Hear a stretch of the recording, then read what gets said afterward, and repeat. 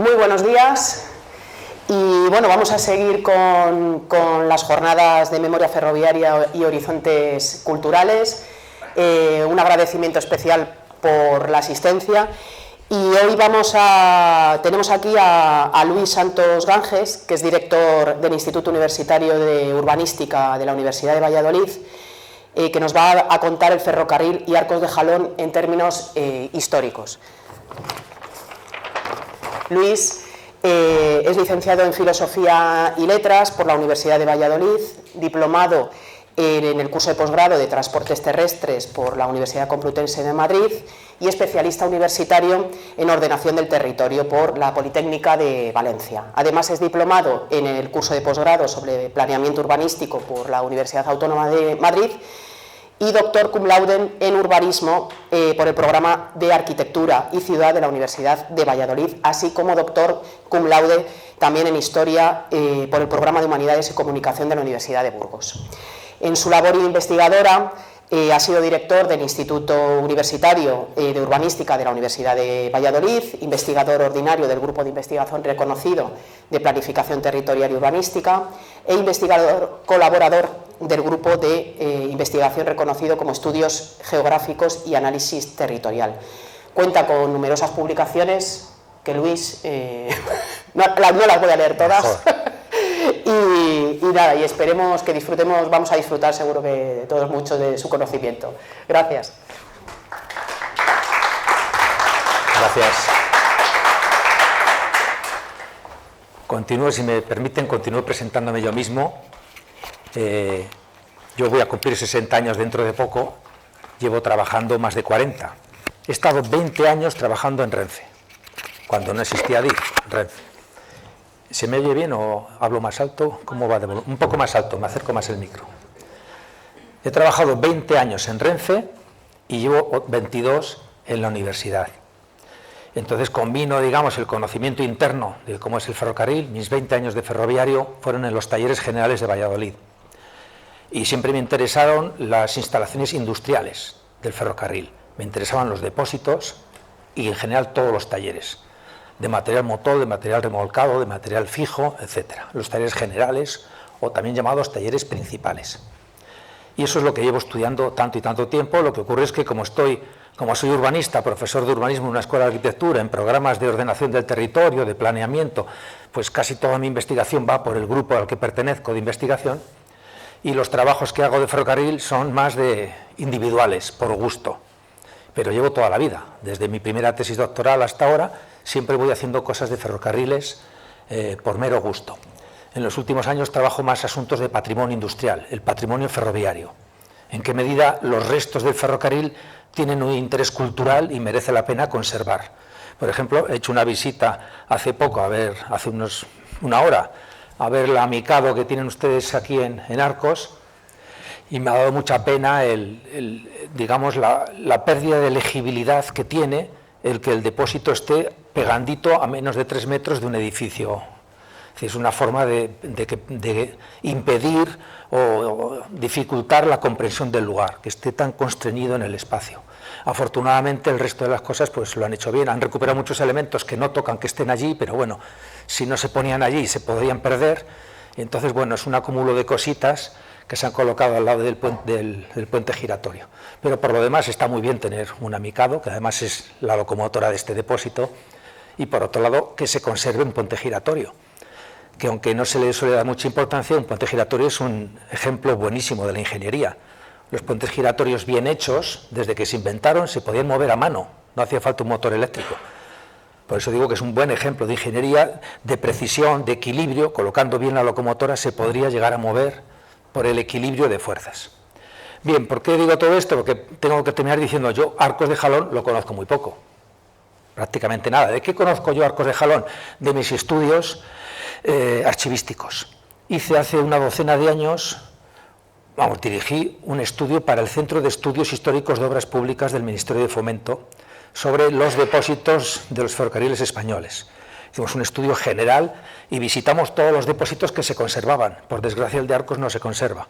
Aún así lo estudiamos y les enseñaré algunas imágenes de los estudios de ingeniería y socioeconómicos, de personal, etcétera, de locomotoras adscritas, cuál era el peso de Arcos de Jalón.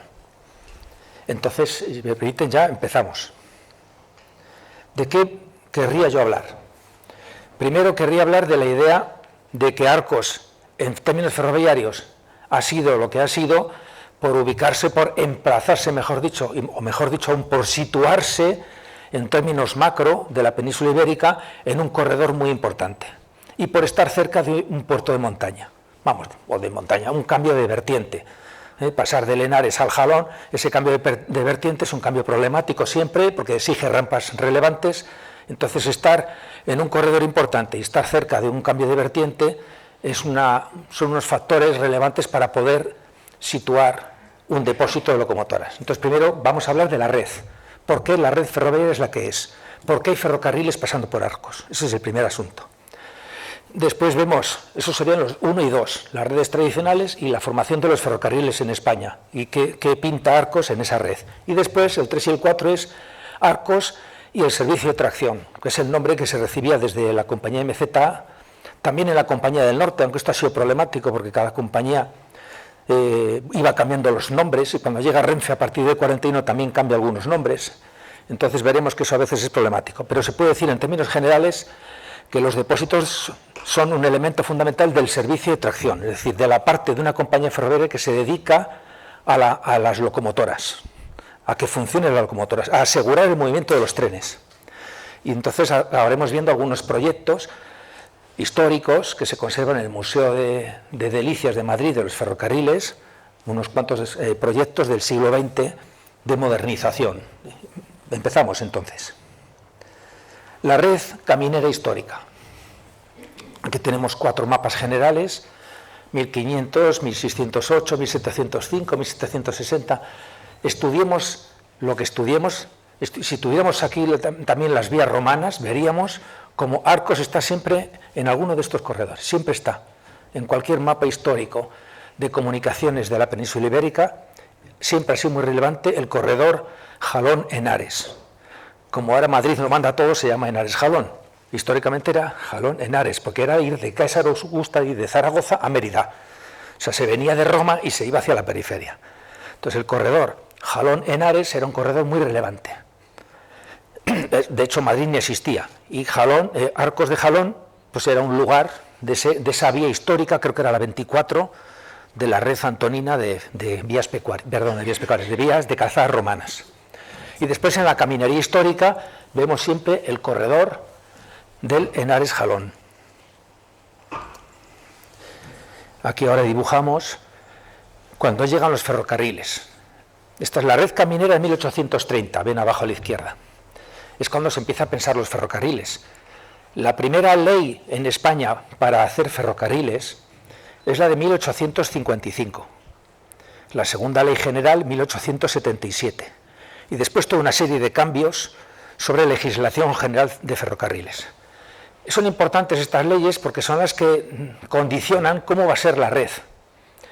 Pero tampoco es nuevo. Esa decisión de cómo va a ser la red responde a una visión que viene de los tiempos de Fernando VI, de los primeros Borbones, del siglo XVIII. Es cuando deciden que la corte, no se sabe muy bien qué es la corte, porque no es Madrid, puede ser Madrid, Aranjuez, puede ser La Granja. De la corte había que ir a las importantes fronteras del reino. Las importantes fronteras del reino son Badajoz en dirección Lisboa, Barcelona y la Junquera y Irún-Endaya por el otro lado de los Pirineos. Es decir, los dos extremos de los Pirineos y la conexión con Portugal. Esas son las 3 fronteras importantes. Pero además, en tiempos de Fernando VI se decía, además de las 3 fronteras importantes, los puertos más importantes. ¿Y cuáles son los puertos más importantes en los tiempos de los primeros Borbones? La Coruña, para ir a América, Cádiz-Sevilla, más bien Cádiz, para ir a América también, y por el Mediterráneo había una disputa muy grande entre los puertos. El puerto histórico, el de la Armada, era Cartagena, pero Alicante ya tenía un puerto relevante, Valencia iba modificando, ampliando su puerto, entonces entre Valencia, Alicante y Cartagena no se sabe muy bien cuál era ese puerto importante de España. Hay un testigo rojo, puede ser la batería. No se oye, sí. Bueno. A ver cuánto dura. Ahora, a ver si dura. Nada, se ha vuelto a apagar. Bueno, pues entonces me toca vocear. Yo proyecto muy mal la voz, lo voy a intentar, en lo que se busca una batería o no. Entonces la idea es conectar la corte con las fronteras más importantes terrestres y con los puertos más importantes de mar. Y entonces hemos dicho Badajoz, Cartagena, Alicante, Valencia, no se sabe, Barcelona, La Junquera, San Sebastián, Irún y La Coruña y Cádiz. Y eso se hace desde Fernando VI en adelante, a lo largo de todo el siglo XVIII y principios del XIX. ¿Qué es lo que se hacen? Se hacen las primeras carreteras. Una carretera es un camino que soporta carretas, y una carreta es un carro de 2 ejes, no es un carrito tirado por un mulo, es un carro grande de 2 ejes del que tiran 6 bueyes, por lo tanto soporta mucha carga, y por lo tanto el camino necesita una infraestructura buena que soporte una gran carga. Entonces se hacen las primeras carreteras, los primeros caminos, digamos, empedrados que soportan carretas. De hecho, ustedes van a Madrid, al puerto del León, y verán ustedes ahí un plinto con un león. Ese tramo es la primera carretera que se hace en España. Y después un trozo en Santander para bajar las hoces del Besaya. ¿Ya? Entonces, las primeras carreteras que se van haciendo en el 18 siguen esa idea, ir a los puertos e ir a las fronteras. Cuando en 1855 se dice vamos a construir una red de ferrocarriles, mantienen la idea, hay que unir las fronteras terrestres importantes y los puertos importantes. Y se mantienen también las disputas.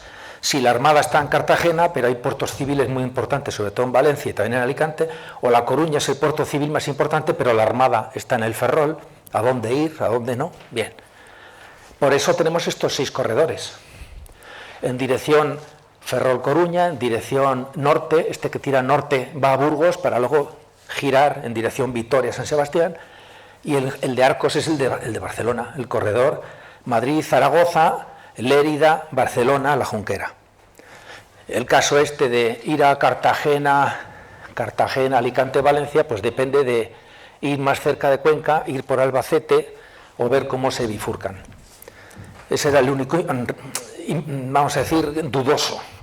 De hecho, la compañía ferroviaria de Arcos, que se llama MZA, Madrid, Zaragoza, Alicante, que no sé si ustedes saben que estas compañías, MZA, igual que la Compañía del Norte, que se llama Compañía de los Caminos de Hierro del Norte de España, han sido, hasta la Guerra Civil del 36, han sido las empresas más importantes de España, en todos los sentidos, en activo, en pasivo, en importancia política, en personal, en capital arriesgado. Son las grandes empresas. Ustedes piensen cuáles son las grandes empresas del país. No sé qué me pueden decir, la Repsol, Telefónica, no sé. Esas eran, en España, en el 36 eran MZA y Norte. Es más, era tan importante el poder político que el presidente de una de estas compañías dejaba de ser presidente y pasaba a ser ministro. Cuando salía de ministro volvía a ser presidente. Lo que hoy llamamos puerta giratoria, en aquel entonces, en el siglo XIX, estaba normalizado. Era normalizado, escandalosamente normalizado. Eran compañías muy importantes. MZA es Madrid, Zaragoza, Alicante, es decir, que ya se decidió en origen, después de hacer un pequeño ferrocarril de Madrid a Aranjuez, que es uno de los pioneros de España, pues se decide ir a Alicante. Pero al llegar aquí a Albacete es cuando dicen en Chinchilla, rompemos, vamos a Alicante, vamos a Valencia, finalmente fueron a todos los sitios. La ciudad importante era Valencia, pero se fue a Alicante y después se llegó a Cartagena. En el caso de Arcos no había problema, era el corredor Henares-Jalón, entonces es Guadalajara, se pasa por Arcos, se llega a Calatayud, a Zaragoza y se continúa, Lérida y Barcelona. Por tanto, la red que tenemos tiene unos corredores principales, se les puede llamar también troncales. ¿Por qué troncales? Porque imaginémonos un árbol, tenemos líneas muy importantes que son el tronco principal del árbol y luego tenemos ramas, esas ramas son las líneas secundarias. Es decir, que si de Torral va a ser una línea Soria, esa es una rama de la línea troncal Madrid-Zaragoza, que es donde estamos nosotros. Se me ha olvidado decirles que cualquier observación, pregunta o disensión que tengan, la que la digan en el momento, porque luego se les olvida y de esa manera no les duermo. Tenemos mejor dinámica y podemos debatir sobre algún asunto que les interese o que quieran debatir en la mesa, vamos, en el foro. ¿De acuerdo? Interrumpan cuando les parezca. Les pasamos el micrófono y lo hablamos en ese momento. Así tenemos la cabeza a todos funcionando. No lo digo por decirlo. Revela, si tienen algo que decir, por favor, levanten la mano y les acercamos el micro. No hace falta esperar al final. Bueno, aquí pongo todas estas leyes. ¿Por qué pongo tantas leyes? Hay que darse cuenta que en el siglo XIX, lo que llaman las revoluciones liberales en la historiografía española, lo que hacen es cambiar todo el sistema jurídico. Habitualmente se habla del Código Civil, del Código Mercantil, del Código Penal, pero no solamente son los grandes códigos, que son leyes muy importantes, es que cambian todas las leyes. Y sobre todo unas muy importantes en unos pocos años que gobernaron los liberales, en los que hicieron leyes que afectaron muchísimo al ferrocarril. 1855, ya he dicho, Ley General de Ferrocarriles, pero es que además hacía falta una ley de bancos y otra de sociedades de crédito. ¿Por qué? Porque las compañías de ferrocarril son compañías privadas, son concesiones del Estado a una empresa. Pero claro, esa empresa tiene que invertir muchos millones de pesetas. La peseta se inventó un poquito después. No recuerdo si es el 67, un poco después. Todavía no eran pesetas. Entonces hace falta un grandísimo capital, porque la empresa que construye luego es la que explota el ferrocarril. Se construye y se explota. Imagínense cuánto cuesta construir. Imagínense que ahora ustedes dicen, yo como soy un gran empresario, pues hago la autopista de Barcelona a Lisboa. No hay que ser un gran empresario, hay que tener muchísimo capital. Muchísimo. Estas compañías entonces españolas no podían hacer ferrocarriles. Para hacer los ferrocarriles con el sistema concesional, es decir, que sean las empresas privadas, no el Estado, el que construye el ferrocarril, hace falta el gran capital internacional. Estas dos leyes del 56 lo que hacen es permitir que se creen los grandes bancos y las grandes sociedades de inversión en España y desembarca el capital, sobre todo francés. Un poquito inglés, un poquito belga, pero el gran capital internacional que desembarca y que crean los ferrocarriles en España es capital francés. La Compañía del Norte, que es la de Madrid, Valladolid, Burgos, Vitoria, San Sebastián, y luego todos sus ramales a Santander, a Asturias, a Galicia, posteriormente. Esta compañía la hacen los hermanos Pereire, es una gran banca de París, que además está teniendo muchas inversiones inmobiliarias, multimillonarios, invierten en el imperio ruso, en el imperio austrohúngaro, en la Italia que se está formando, en Inglaterra, tienen delegaciones por toda Europa, etc. Los hermanos Pereire. La compañía MZA, que es la que importa para Arcos, la crea otra compañía también familiar muy grande, que es la de los Rothschild. Los Rothschild, de origen francés, parisino también, tienen de nuevo inversiones. Tienen una gran casa en Londres, tienen otra gran casa en Viena, casas por toda Europa. Estas dos grandes compañías son las que digo que dan lugar a MZA y a Norte, que son las grandes compañías de España hasta que se crea la Renfe. Después de la Guerra Civil, las compañías quedan muy tocadas por los bombardeos, por la propia guerra, y se rescatan, el Estado rescata a las compañías para beneficio de las compañías, más que para los españoles, y se crea Renfe en 1941. Bien, entonces pongo estas leyes para darnos cuenta del cambio político que supone en España y por qué las compañías ferroviarias son extranjeras, que son las que traen muchísimo capital. Claro, traen muchísimo capital, pero también son las que generalmente tienen los mejores beneficios y sobre todo tienen un grandísimo poder político. Estas compañías crean sociedades de inversión, son las que están detrás de estas grandes compañías y aprovechan para hacer bancos. Por ejemplo, la Compañía del Norte de los Pereire funda el Banesto, que ahora ya ha desaparecido, ¿no? Pero el Banesto fue un gran banco creado al rebufo de la Compañía Ferroviaria del Norte.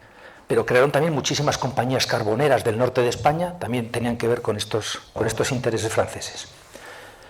Bien, entonces, ¿cómo queda esa red? Hemos dicho que, siguiendo la lógica de las carreteras, había que ir a las fronteras y a los puertos, y esa red, entonces, tiene grandes troncos, y los troncos tienen sus ramales, sus ramas. Por lo tanto, la red va a ser radiocéntrica y va a ser arborescente. Radiocéntrica, ¿por qué? Porque nace en Madrid. La red está pensada para que todo nazca o muera en Madrid, y sigue siéndolo así. Las líneas de alta velocidad se están haciendo con un sistema radiocéntrico. Estamos siguiendo a Fernando VI. todo nace o muere en Madrid. Si ahora calculáramos todos los trenes de España, cuántos nacen o cuántos terminan en Madrid, y nos van a salir del orden de las 3/4 partes o un poco más. De todos los trenes que hay en España, de largo recorrido y mediano recorrido, 3/4 nacen o mueren en Madrid. Y las líneas van todas a Madrid. Estamos entonces repitiendo el modelo radiocéntrico, el modelo francés. No el alemán ni el italiano, el modelo francés. Todo nace o muere en Madrid. Madrid, sin hacer nada, tiene el gran beneficio frente al resto. Entonces, las redes que tenemos ahora del AVE son como las redes del siglo XIX y son como las carreteras del siglo XVIII. Y aquí les pongo la ley del 55. Los ferrocarriles, todavía no se sabía cómo había que escribirlo, se dividirán en líneas de servicio general y de servicio particular. Las de servicio particular son los ramales industriales y los ferrocarriles mineros, que no tenían por qué tener trenes de pasajeros. Las de servicio general tenían que tener trenes de pasajeros, trenes mixtos y trenes de mercancías. Dice, entre las líneas de servicio general, el artículo 2, se clasificarán como de primer orden las que partiendo de Madrid terminen en costas o fronteras del reino. Se debatió muchísimo en los diarios de sesiones de las Cortes, se establecieron varios planes de cómo tenía que ser el dibujo de las líneas. Pero hubo muchísimo debate, no se llegó a ningún acuerdo y lo único que quedó, que se aprobó de verdad, es el artículo 2 que no dice qué fronteras ni qué puertos. Es decir, que se mantiene la idea, nunca hubo un dibujo de cómo tenía que ser la red. Pero lo cierto es que se hizo esta red radiocéntrica y arborescente. Y claro, Arcos de Jalón está en este corredor de Lenares hacia el gran corredor Jalón-Jiloca, que permite comunicar, como se ve aquí. Si aquí tenemos Madrid, pues seguir el Henares hacia arriba, pasamos el cambio de vertiente del sistema Tajo al sistema Ebro y entonces llegamos al Jalón. Arcos está ¿a cuánto? A 10 kilómetros del nacimiento del río. No llega a 10 kilómetros el nacimiento del río Jalón. Es decir, que tenemos muy cerca el cambio de vertiente. Podemos decir el puerto, es que no es exactamente un puerto, es un alto, es un cambio.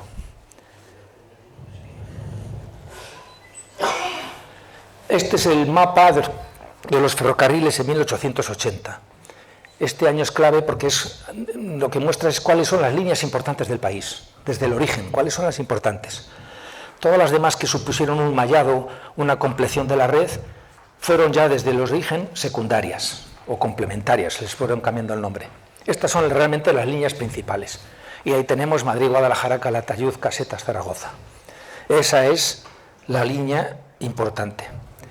De todo el dibujo de 1880, diríamos que las grandes compañías son la del norte, la que va por Valladolid hacia el País Vasco, la de MZA es la de Zaragoza, la siguiente, o la de Alicante, la tercera, y la última es la de Sevilla-Cádiz.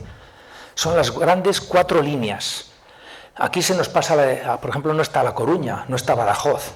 En términos ferroviarios fueron ramales, no fueron las importantes. Es decir, que se simplificó un poco esa idea radiocéntrica de los caminos carreteros. Hacer ferrocarriles era muchísimo más caro, entonces hubo que seleccionar, y la selección fue esta. Esas 4 líneas que nacen en Madrid, que mueren en Sevilla, en Alicante, en Portbou, en la frontera cerca de la Junquera, y en Irún, son las más importantes de la red. 1880. 1895 ya existen otras líneas de mallado, se dice, de compleción. En estos años hubo un problema de competencia grave y muy caprichosa, por cierto, entre Norte y MZA. ¿En qué consistió ese problema competencial? En que Norte, la compañía del Norte, compró un ferrocarril catalán, que era el de la TBF, la de Tarragona, Barcelona, Francia. Al comprar Norte este tramo, lo que hacía era fastidiar a la compañía de MZA que tenía este otro. Entonces MZA responde haciendo esta otra línea del Duero, la de Ariza a Valladolid, porque Valladolid era el centro neurálgico de la compañía Norte.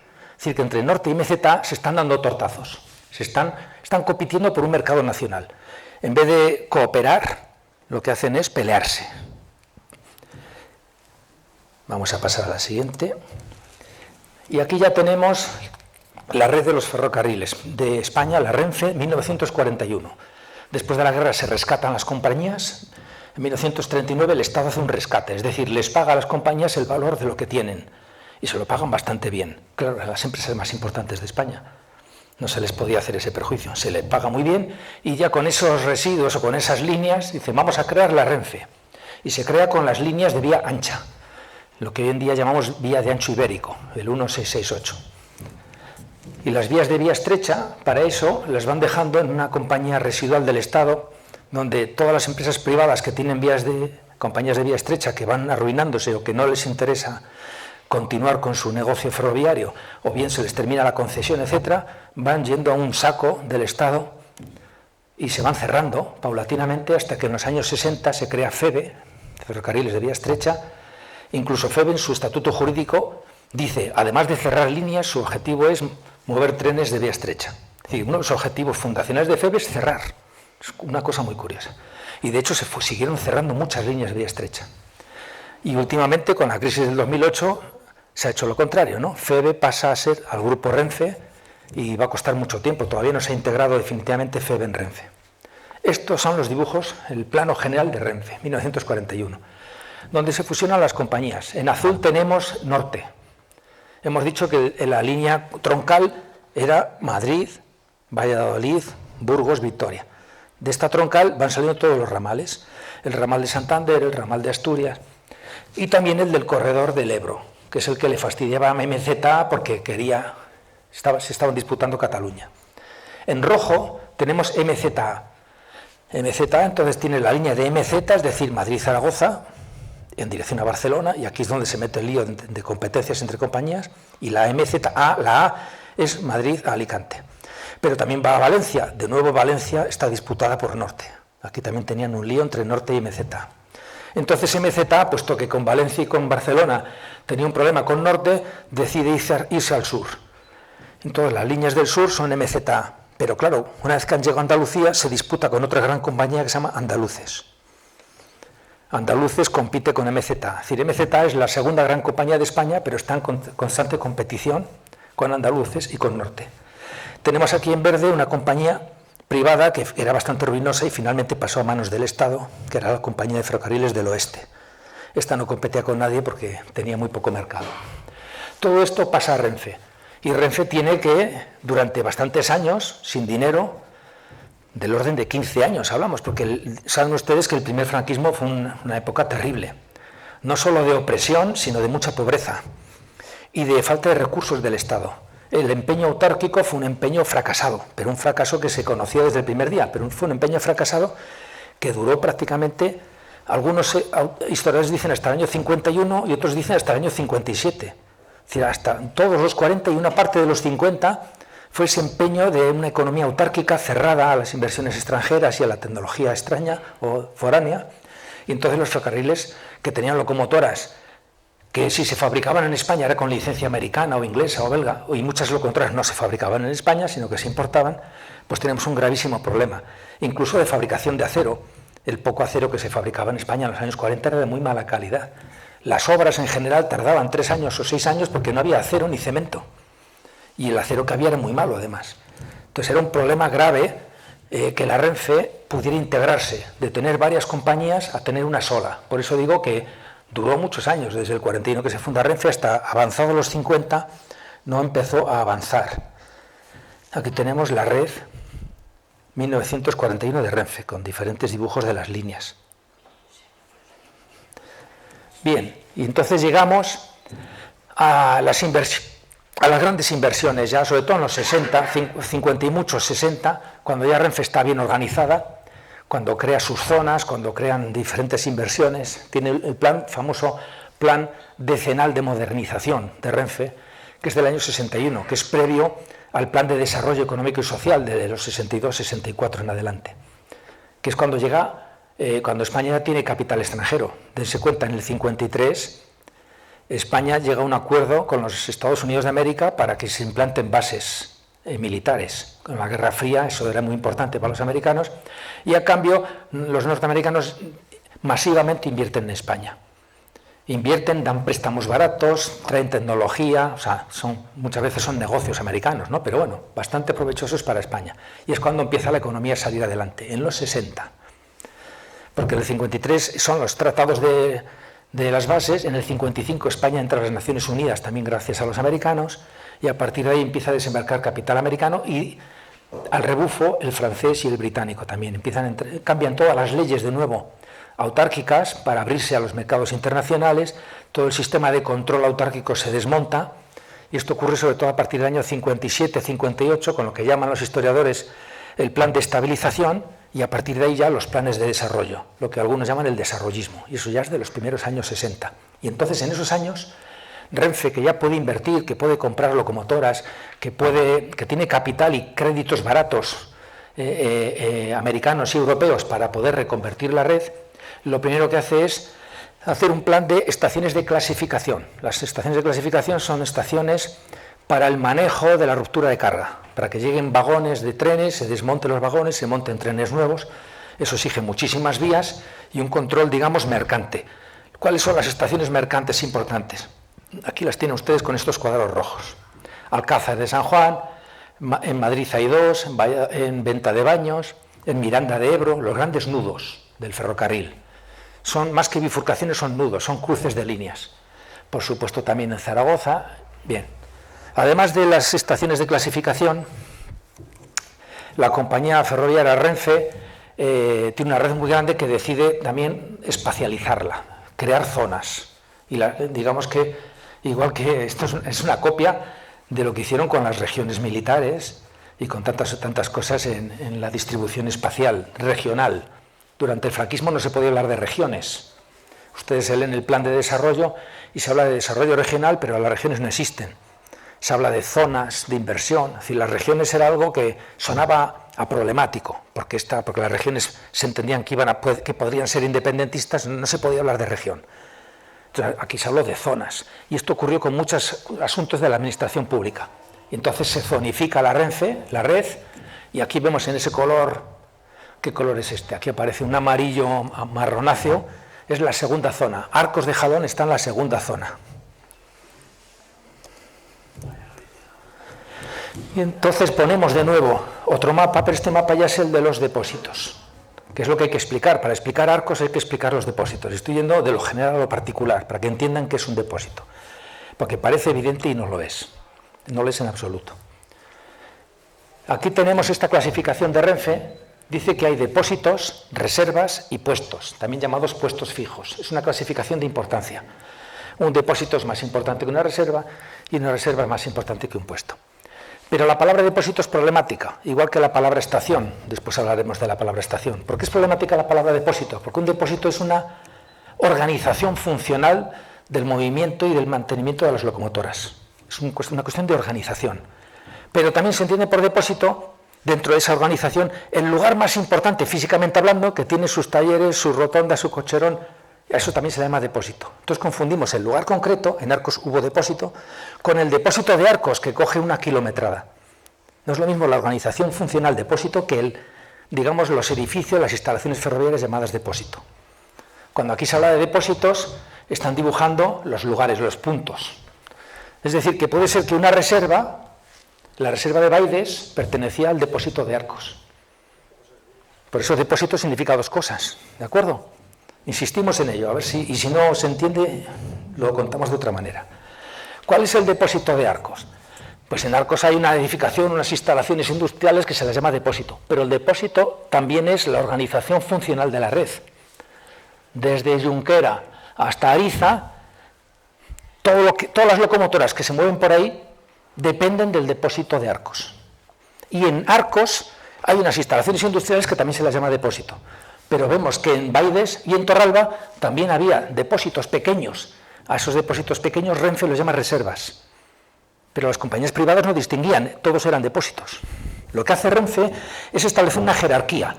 Por lo tanto, el depósito es una organización funcional, espacial, territorial, es un tramo de línea y al mismo tiempo una instalación puntual. Con la misma palabra estamos diciendo dos cosas diferentes. ¿Por qué hay un depósito con un tramo tan pequeño? Esto lo comparamos con otros tramos de la red de Renfe y había tramos que eran el doble o más del doble. ¿Por qué aquí tenemos un tramo tan cortito? No se explicó, Renfe no lo explicó nunca, porque entendía que era evidente. ¿Qué es lo evidente? Lo evidente es que para ir de Madrid a Zaragoza, que es uno de los grandes corredores de la red, había que pasar por este puerto de montaña que hemos llamado, ¿no?, por este cambio de vertiente del Tajo al Ebro, y tiene rampas importantes. Para superar rampas tenemos que tener locomotoras de una gran tracción, capacidad de tracción, con muchos caballos. Ahí tienen ustedes una Mikado que no sé si tenía, pues no sé, 2000 caballos de vapor, una potencia enorme. Pero aún así, con grandes cargas mercantes, muchas veces hacía falta duplicar la tracción, poner 2 locomotoras. Dense cuenta que en el ferrocarril es más importante el freno que la tracción. Es decir, que cuando uno sube hace falta tener mucha potencia para subir, pero para bajar hace falta tener mucho freno también, para no tener un accidente. En los ferrocarriles es más importante el freno que la propia capacidad de tiro. Entonces, cuando se están pasando puertos, portillos altos, lugares de mucha rampa y sobre todo trenes largos, trenes con mucha carga, muchas veces había que duplicar la tracción y por eso en este tramo tan cortito hubo un depósito para asegurar esa doble tracción para los trenes de Madrid-Zaragoza, que es una de las grandes líneas. Entonces, según esto, Baides y Torraba también eran depósitos, aunque Renfe los llama reservas, porque está estableciendo esa categoría. En el siglo XIX depósitos son todos. Y hay depósitos en América, hay unos depósitos que son gigantescos, que son 50 veces más grandes que el de Arcos, que parecen los talleres generales de Valladolid, que con 30 hectáreas. Esto es una barbaridad, y sin embargo un depósito. Y también hay depósitos que son nada, un taller Zuco que caben 3 locomotoras y un puentecito giratorio y poco más. Es decir, que hay de muchas categorías, lo que Renfe llamó puestos fijos, que es un depósito chiquitín. Entonces, ¿cuáles son las funciones de un depósito? Primero, preparar el servicio, el encendido, la orientación adecuada de la locomotora para salir en el sentido que interese, porque las locomotoras tienen sentido, pueden funcionar del revés, pero es problemático, es más difícil trabajar. Entonces las locomotoras tienen que ir en el sentido que interesa para que tire del tren, tiene que tener el encendido, que el encendido de una locomotora costaba también bastante tiempo, y tienen que asegurar todo el abastecimiento de materiales. Todo el mundo sabe que iban con carbón y después se fuelizó, ya con hidrocarburos de otro tipo. Pero de lo que no se acuerda casi nadie es que un depósito tiene que tener areneros, instalaciones de arena. Tenía que tener mucha grasa, porque las locomotoras sí que aceitarlas. Claro, hoy como uno se compra un automóvil y le dicen, usted ahí tiene el automóvil, ya lo puede mover. Dentro de 30.000 kilómetros vuelve usted, que veremos si hace falta cambiarle el aceite, que igual no. 30.000. Una locomotora, cada vez que hacía un servicio, había que mirarla, revisarla entera, había que aceitarla entera. ¿Por qué? Porque no existían los rodamientos. Pensamos que hoy todo gira y no es problemático, el rodamiento no existía, es un invento mucho más moderno. Todos los ejes iban con cajas de grasa, y esas cajas de grasa son algo que sostiene un eje que está girando y que por lo tanto genera un rozamiento enorme, y eso que lo sostiene pues debe ser de bronce, un bronce que tiene un poco de estaño y que tiene un sistema de aceitado, de engrasado, se dice, para que no se caliente excesivamente. Por lo tanto, todos los ejes que se mueven, y en una locomotora hay muchísimos, y no digamos también en los vagones y coches, todo lo que gira tiene que estar bien engrasado y no puede haber calentones. Entonces eso exige que todos los días, todas las noches, las locomotoras son revisadas. ¿Para qué sirve la arena? Para la adherencia de la rueda al carril, sobre todo cuando a partir de 15 milésimas de pendiente un tren que está parado le cuesta arrancar, la rueda resbala sobre el carril. Entonces hay unos sistemas de provisión de arena entre la rueda y el carril y ahí agarra mejor y arranca. Todavía ocurre. Muchos trenes automotores modernos que están parados, por ejemplo, en la línea que va de Madrid a Segovia y se paran en Otero de Herreros, que ahí hay casi 20 milésimas, y no puede arrancar, y es una locomotora eléctrica de muchísima potencia, y aún así le cuesta. Es decir, la arena era muy importante. Todos los depósitos tenían que tener areneros, tenían que tener unos depósitos de agua muy grandes, tenían que tener los sistemas de engrasado y luego unos parques de carbón también muy grandes. Muchos depósitos que han sido restaurados en Europa se han rehabilitado y se les ha olvidado. Han derruido todos estos edificios como si fueran mierda. No es mierda. Si yo en un depósito no tengo carbón, agua, arena y grasa, no es un depósito. Es una serie de edificios, pero ya no es lo que era. Segundo asunto, el entretenimiento periódico. Hay que conservar el hogar de la caldera, todos los tubos y, por supuesto, el mecanismo motor del sistema biela-manivela de las ruedas. Mi padre fue durante 20 años oficial del depósito de Salamanca, también estuvo en Zamora, y entraba todas las noches en los hogares.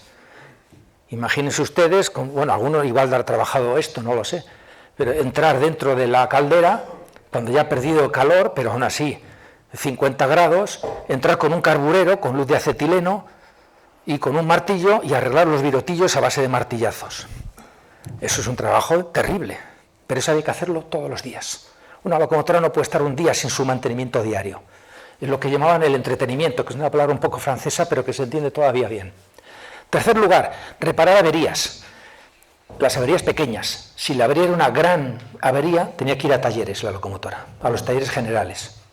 MZA tenía talleres generales en Atocha, enormes, pero también tenía talleres más pequeños en Barcelona y en Sevilla. Esos eran en Sevilla era un depósito gigantesco que parecían talleres, pero los talleres generales de MZA eran Madrid, Atocha y en parte Barcelona. Pero si la avería no era muy grande, se podía reparar en los depósitos importantes. En los depósitos pequeños no eran capaces de hacerlo. ¿Dónde se podía hacer? En aquellos depósitos que tuvieran talleres. Muchos depósitos no tuvieron talleres. Arcos sí tuvo talleres. Y entonces eran capaces de reparar algunas averías, sobre todo las relacionadas con lo que se llamaban los depósitos en levante, relacionadas con el sistema de rodaje.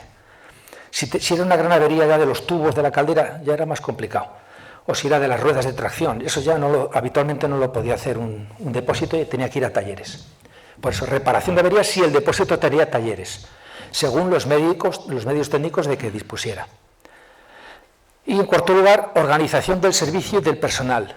Este cuarto lo digo porque uno dice, el depósito de Arcos, y hemos dicho, pero un depósito es una instalación funcional, es un tramo de línea. Bueno, pues en Arcos estaba la organización administrativa de todo ese tramo de línea, que no es solo Arcos núcleo, Arcos estación, es Arcos, Baides, etc. Es todo el tramo. Hay que organizar el servicio de la tracción, hay que organizar las parejas de conductores de las locomotoras, hay que organizar qué locomotora tiene que ir a qué sitio, por lo tanto es el servicio ferroviario y el personal de conducción. Establecen los tráficos, los gráficos de servicio y todos los itinerarios. Es decir, que cuando hablamos de un depósito estamos diciendo todo aquello que hace que los trenes puedan moverse, que en un 80% depende de las locomotoras. Y la otra pequeña parte es lo que se llama el recorrido, que afecta al material que es traccionado, que es remolcado. En Renfe se decía material remolcado, pero en los años anteriores a Renfe se llamaba el recorrido también. Recibía muchos nombres, y aquí en Arcos también se han recibido estos nombres. Esto es el objeto de un depósito. Bueno, pues esta es la ficha que preparé en su día para el Centro de Estudios de Obras Públicas, una ficha para cada uno de los depósitos, entendiendo por depósito esa organización funcional.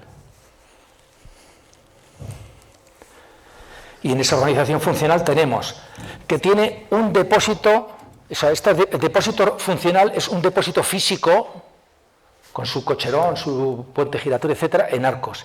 Otro más pequeño, denominado por Renfe reserva, y ningún puesto fijo. Cuando se hizo este gráfico, me quedo sin voz, perdón, voy a beber un poco. Cuando se hizo este gráfico, Baides ya ni siquiera era puesto fijo, se había cerrado. Estamos hablando de la mitad de los 60. Hay que tener presente una cosa que no he dicho, y es que las líneas de la Renfe, las líneas ferroviarias, empiezan a ser electrificadas en el arranque del siglo XX. En los años 10 ya hay líneas eléctricas en España. ¿Dónde? En los lugares donde hacía falta muchísima tracción. Por lo tanto, en los puertos. Pajares, por ejemplo. Puerto Pajares es uno de los primeros puertos electrificados, porque las locomotoras eléctricas tenían mucha más capacidad de tracción y de freno que las de vapor. Entonces empieza a electrificar las líneas donde hay puertos importantes. Y de esa manera se evita uno tener 3 locomotoras de vapor enganchadas, y con una sola locomotora eléctrica se podía hacer. Y a lo largo del siglo se va generalizando.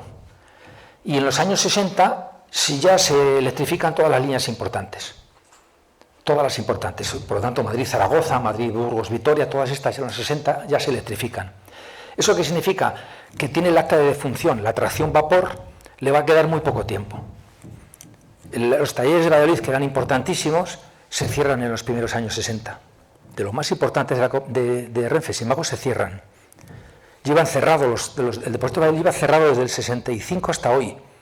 Han pasado ya años, Por fortuna todavía quedan cosas en pie y posiblemente se pueda rehabilitar una buena parte.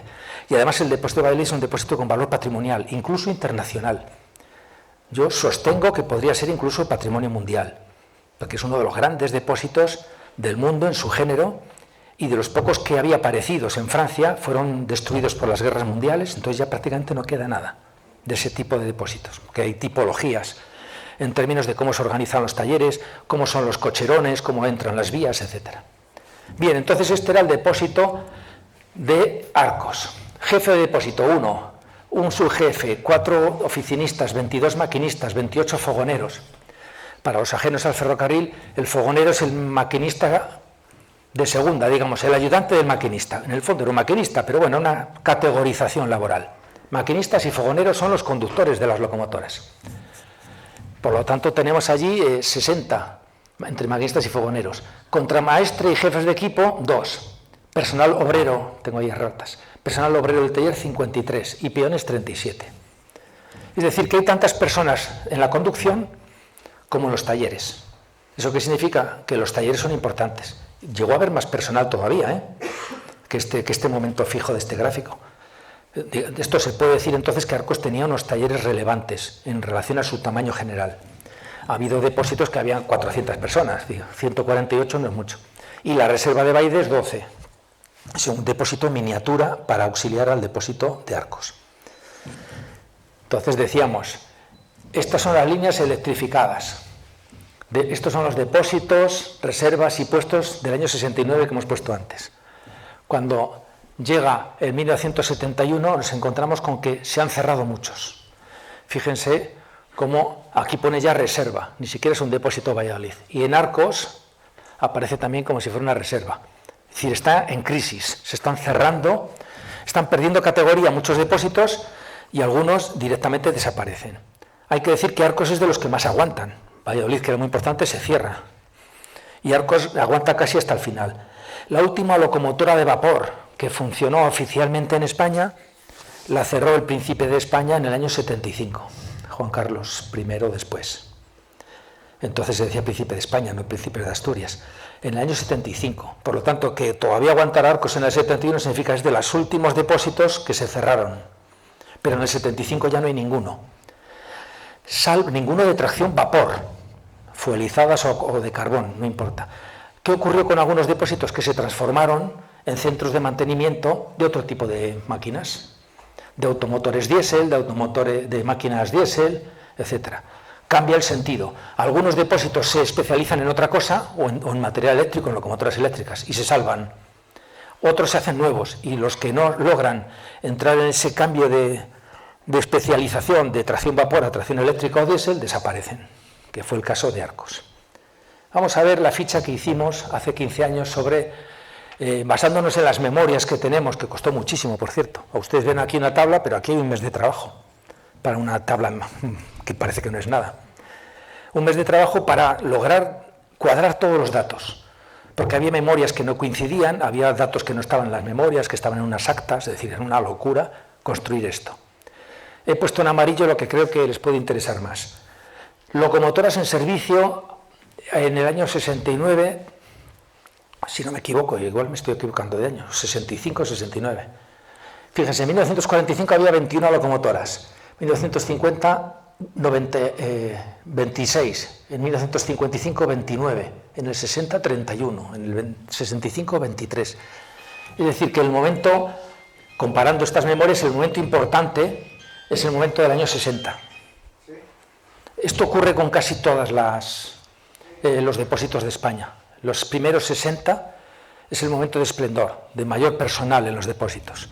¿Por qué? Porque todavía hay muchísimo material de tracción vapor y además la compañía Renfe tiene un personal gigantesco. Es el momento máximo de personal.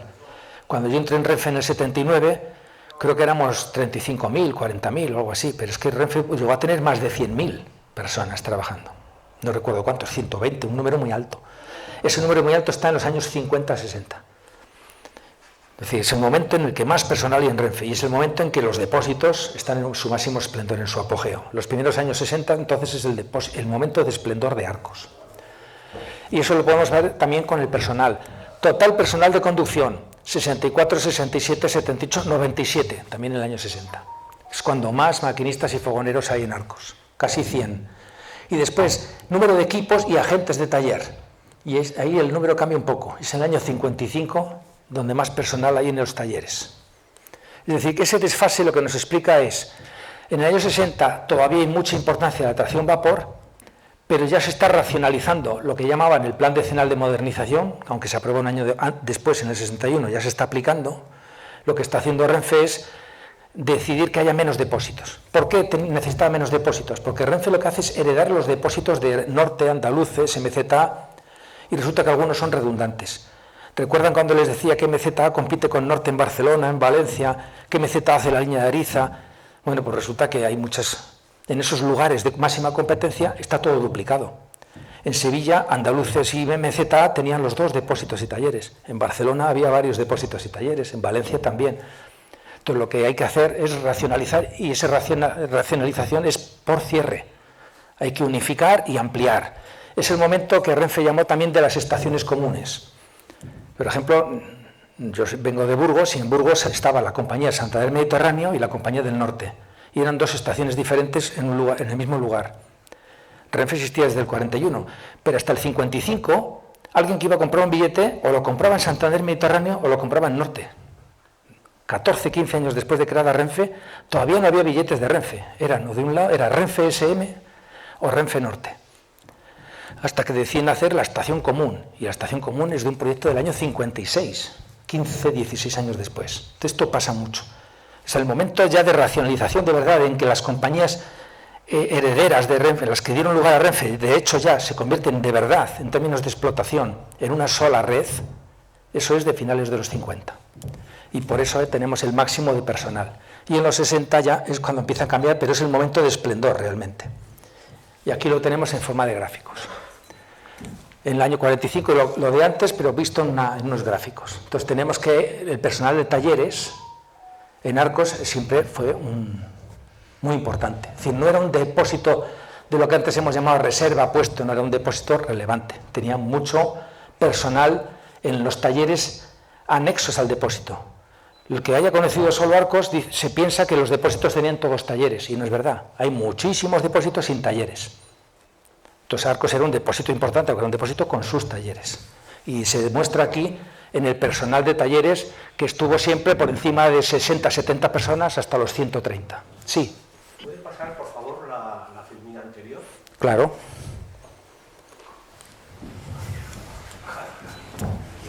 Cuando usted incluye ahí la autonomía de una locomotora, es posible que fuera 2000 el recorrido medio diario kilómetros, 2.850 kilómetros.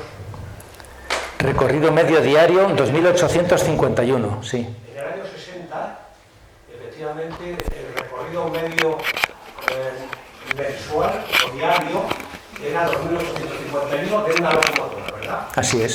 Así es. Esa era la autonomía, por decirlo así. Bueno, era lo que hacía, podría hacer más. De hecho, si se fija en el siguiente memoria, hace más todavía. Entre reparaciones. Sí, eso es.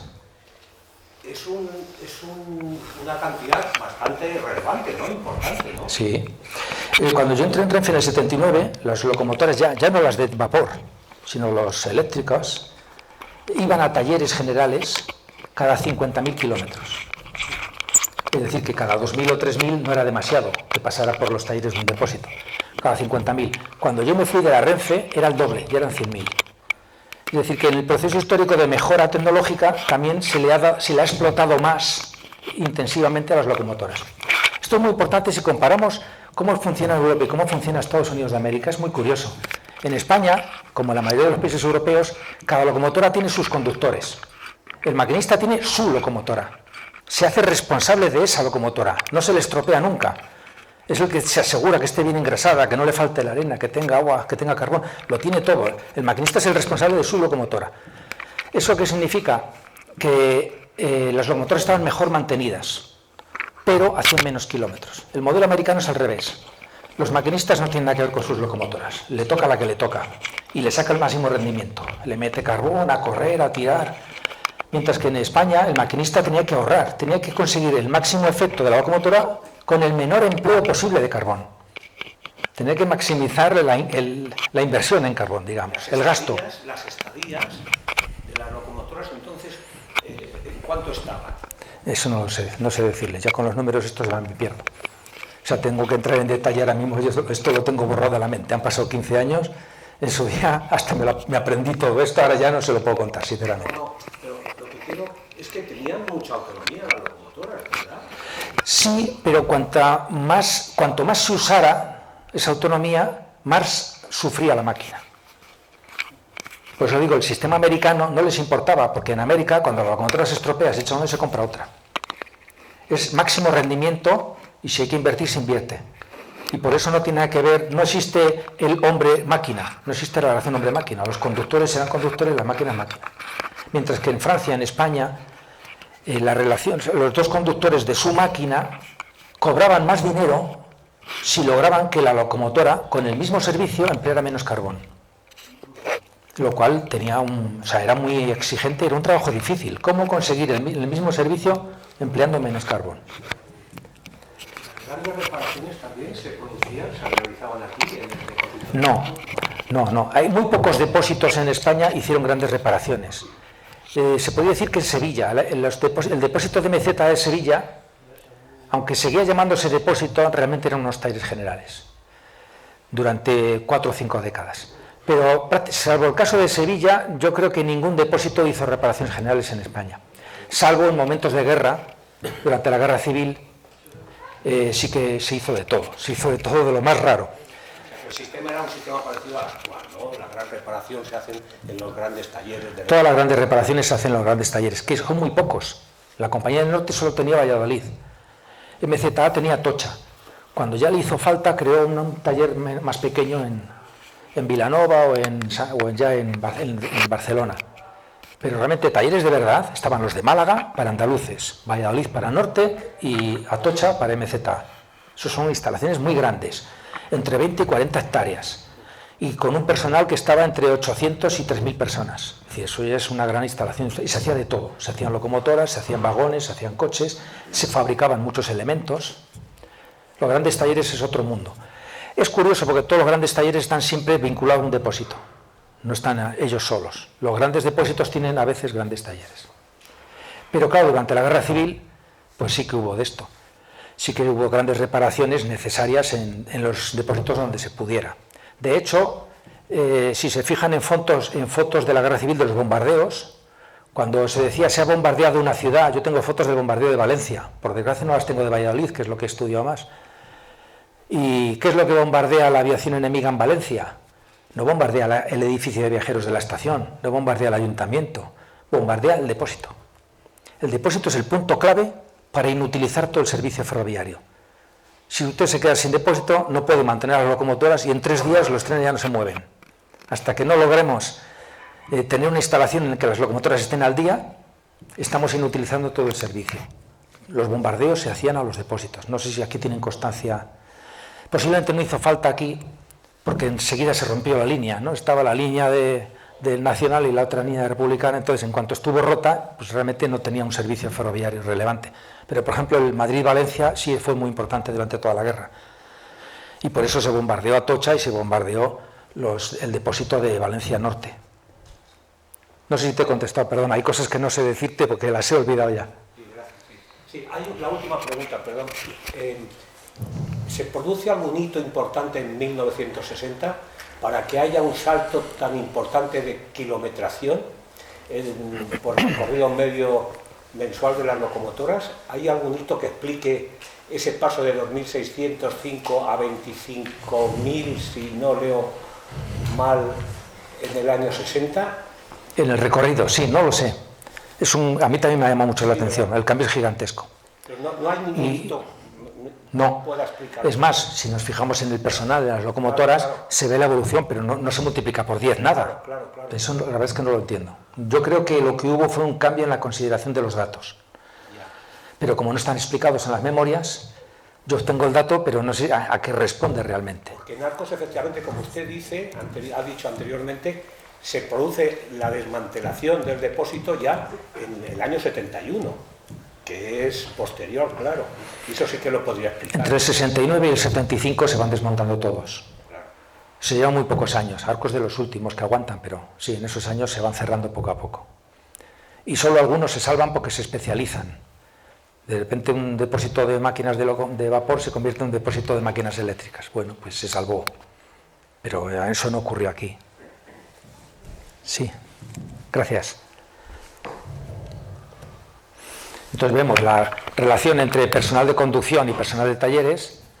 En la imagen de arriba a la derecha vemos el recorrido entre grandes reparaciones, desde que una locomotora va a talleres una vez y va de nuevo a talleres pasado unas decenas de miles de kilómetros, pues mientras tanto hace unos kilómetros determinados y vemos cómo tenemos un gráfico rarísimo.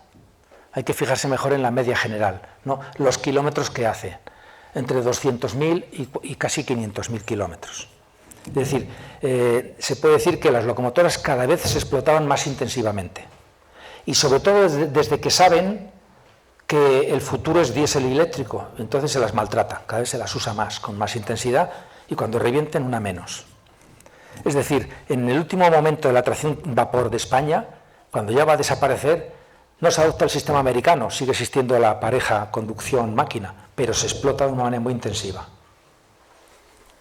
Y por último, las locomotoras que tienen el depósito, vemos como cada vez hay más locomotoras fuera de servicio. Es decir, muchas locomotoras ya no van a talleres. A esta locomotora le toca ir a talleres, pero ya estamos en el año 70, pues no va a talleres directamente, se aparta. Se van retirando poco a poco. Entonces, en el 70, que todavía tenemos depósito en Arcos, prácticamente ya no hay locomotoras de vapor en servicio. Bueno, ahora vamos a pasar a la segunda parte esta de los detalles, cómo era el depósito por dentro, y vamos a ver proyectos históricos. Aquí tenemos Arcos con su mapa topográfico y su ortofoto.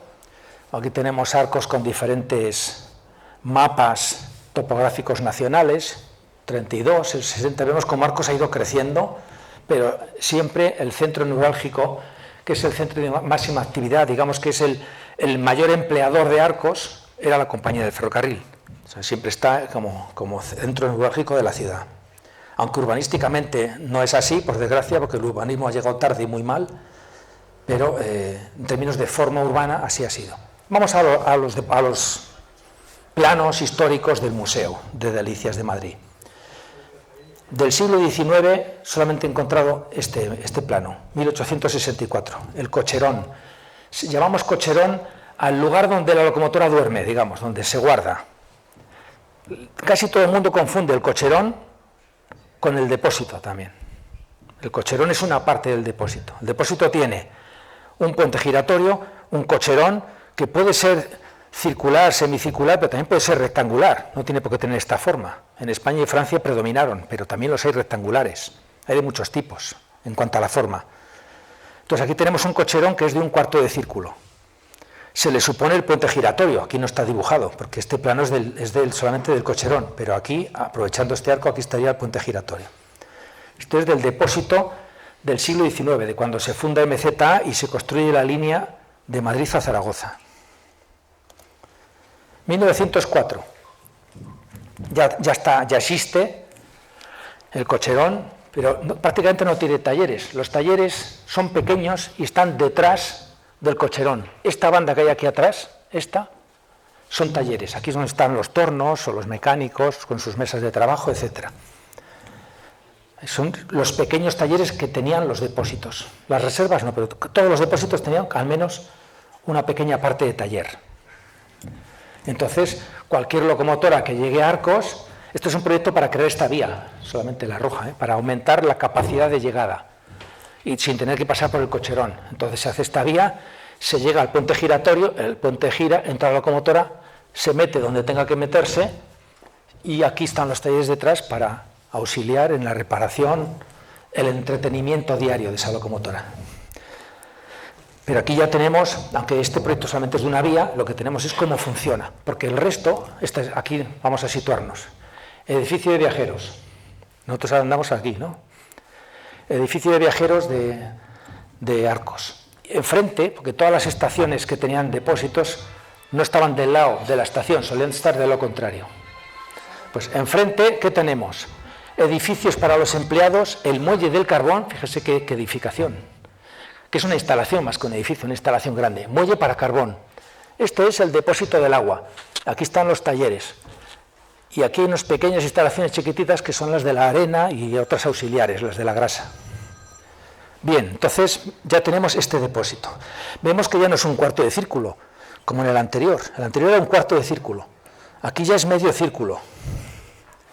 El edificio, el cocherón, sigue siendo cuarto de círculo, pero ya le hemos ampliado esto otro.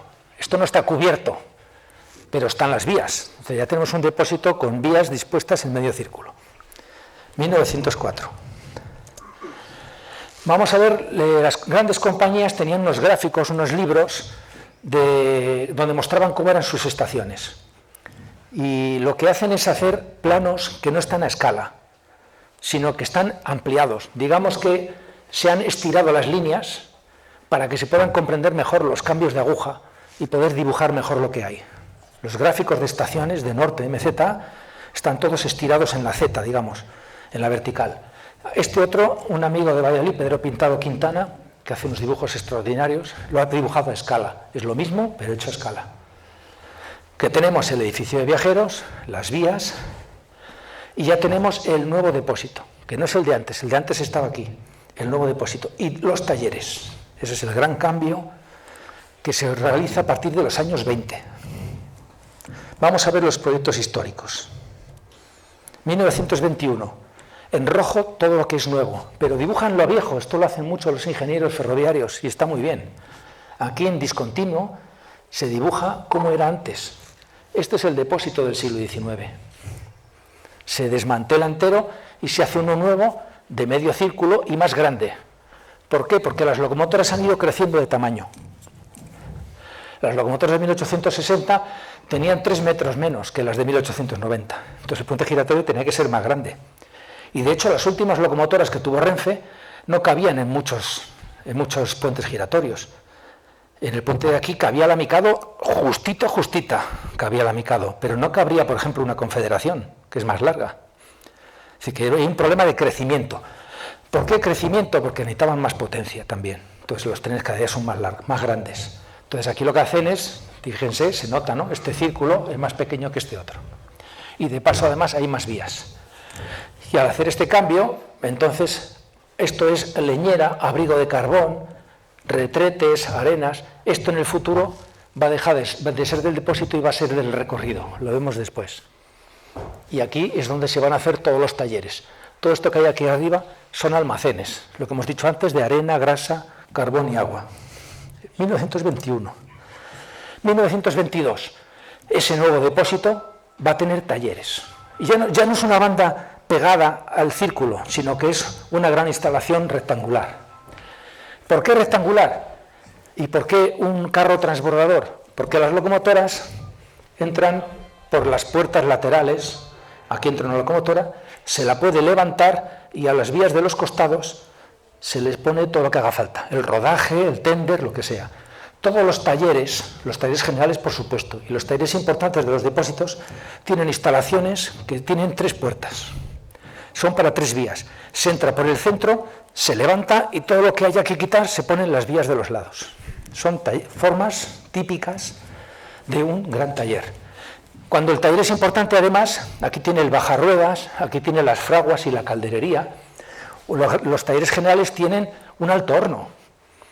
Un taller como el de Arcos no podía tener un alto horno, pero sí tenía fraguas, que era una cosa más importante, además, las grandes fraguas, un carro transbordador y después otros talleres, los más ruidosos, que son los de calderería y tubos. Son talleres tremendos de ruido. Los tubos había que golpearlos para descascarillar los restos de la cal del agua. Entonces a los tubos se los golpea. En vez de poner los nuevos hay que repararlos. Entonces reciben muchísimos golpes y luego ven cuál que está estropeado, que hay que cortar, y de lo que se puede aprovechar se aprovecha. Los talleres no hacen como ahora, que se pone, uno va con un coche al taller y le cambian la pieza, no se la reparan. Entonces se reparaba todo. Si se podía no se cambiaban las piezas, sino que se reparaban. Y estos son los dibujos de los talleres de Arcos, 1922. No se hace exactamente así, pero bueno, se parece bastante a la realidad de lo que se hizo. Des en cuenta, pone montaje con G. Esto es gracioso porque los ingenieros del ferrocarril del siglo XIX eran franceses. Hemos dicho MZA de la Rothschild, norte de Pereire, y traen aquí a los grandes ingenieros y también a los jefes de taller y contramaestres. Yo en Valladolid, en los talleres de Valladolid, en el año 79-81, coincidí con 7 u 8 con apellido francés. Fournier, Berrier, unos cuantos, Devaux, ahora dicen Desbaus, pero entonces era Devaux. Entonces, hay muchos de apellido franceses. El famoso Delibes, el escritor, era también de un apellido francés, no de los ingenieros, sino de estos otros mandos intermedios, que eran jefes de taller y contramaestres. Pues bien, por ejemplo, el taller de ajuste se llamaba montaje, y era montaje con G. O el de grifos se llamaba robinetería, que es una traducción a mocosuena del francés. Y así ocurría con muchísimas cosas. Bien, entonces el del taller nuevo del año 22.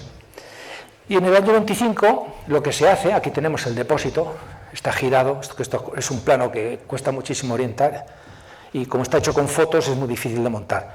Aquí estaría el depósito nuevo del año 21 y entonces en este costado del lado Madrid se hace una nueva instalación que es del recorrido, es decir, están pensando en los vagones fundamentalmente. Podría ser un recorrido de coches, se llama recorrido a todo el material remolcado y habitualmente en la terminología española se distingue coches de vagones, habitualmente, porque se puede llamar vagón a todo, pero habitualmente los vagones de pasajeros en España se les llama coches, pero se puede decir vagón también, en Inglaterra dicen vagón a todo, es decir, es un pequeño lío con la nomenclatura. Aquí están pensando en hacer una gran instalación para acumular y para en su día digo ver porque no son talleres de verdad, no son grandes talleres del recorrido, son instalaciones del recorrido. Por lo tanto, aquí lo que hay sobre todo son visitadores que en vez de visitar el tren cuando pasa por la vía general, lo que están visitando es el material que hay ahí, sobre todo vagones que tienen problemas de freno o todo aquello que se retira de la vía porque no está funcionando bien, le falta una zapata, se ha quemado una caja de grasa o está echando humo, entonces se le retira el vagón, se manda aquí y se hace lo que se puede, porque el recorrido siempre hacía poca cosa. Podía restablecer una caja de grasa, podía cambiar una zapata de freno, poca cosa, pero aquí se hace. Y no todos los depósitos tenían esto, claro. Entonces tenemos en Arcos instalaciones del recorrido y sobre todo los grandes talleres. Aquí en esta foto del año 73 en blanco y negro tendríamos todo esto creí que se veía. Se me ocurre mirar para atrás ahora y antes cuando lo hacía con el ratón. Tendremos entonces del lado de la izquierda el recorrido y ahí ya tenemos 3 naves, que en el plano no había ninguna nave, eran todo vías. 3 naves del recorrido.